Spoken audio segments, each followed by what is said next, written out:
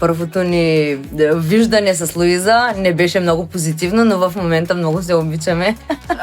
Всъщност аз пък много я обичам, защото тя ме научи на много неща. Научи ме дори да различавам испански и каталунски, защото аз бях на 6-7 месеца тъкмо дошла и не правех никаква разлика и я чувах, че тя говори понякога на друг език, който не ми звучеше испански. Освен това, тя имаше много голямо търпение с мен, познаваше много добре болката за децата ми, защото аз тъкмо бях дошла и бях в най-трудния си период тогава. И живееше, и страдаше, и плачеше с мен, въпреки че аз не можех да говоря много хубаво в испански. Тя разбираше по очите ми, по поведението ми, когато ходех на работа, когато понякога бях в несъстоятелност, но бях там въпреки всичко, не съм отсъствала. Тя беше човека, който